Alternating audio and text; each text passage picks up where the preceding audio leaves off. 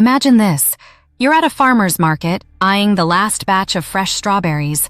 You pick them up, ready to buy, when you notice the price has just doubled. What's happening here? And why does it seem like you have to pay more every time you shop? Welcome everyone to Dr. John's Amazing Videos channel, where we unravel the mysteries behind everyday economic choices that shape our lives. Today, we're diving into the basics of economics and one of its foundational principles, supply and demand. Economics is all around us. It's not just about money or business, it's the study of how we make choices.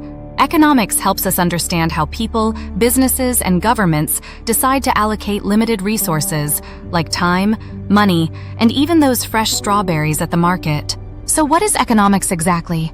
At its core, economics is the study of scarcity and choice. It's about how individuals and societies manage resources that are limited, whether it's a shortage of goods, time, or even skills. When we make choices, we often have to give up something else. This is called opportunity cost. These concepts of scarcity and opportunity cost are what economists study to understand everything from individual decisions to global markets. Now let's bring this closer to our lives with supply and demand, two forces that shape almost every transaction you make. First, let's talk about demand. Demand refers to how much of a product or service people are willing and able to buy at a certain price. In general, if the price of a product goes up, people will usually buy less of it.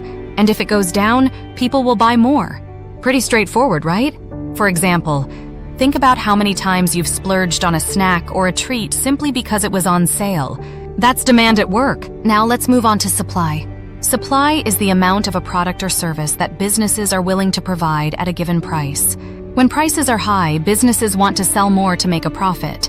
But when prices drop, they might supply less because it's not worth it for them to produce as much.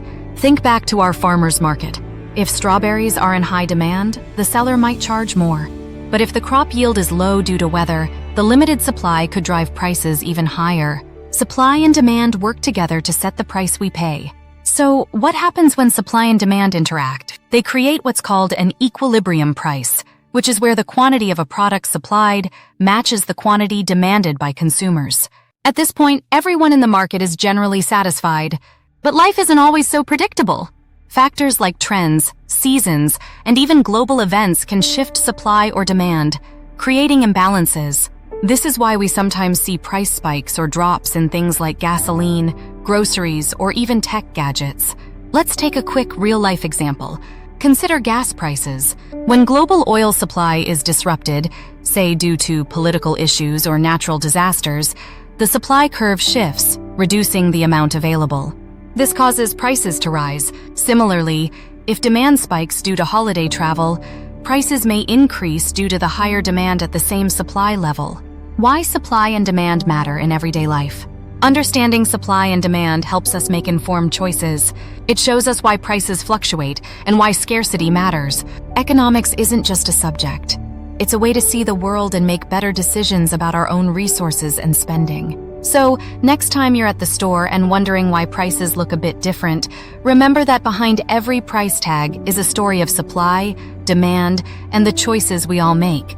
Thank you for watching. If you enjoyed this video and want to dive deeper into more economic concepts, don't forget to like, subscribe, and hit the bell for more from Dr. John's Amazing Videos channel.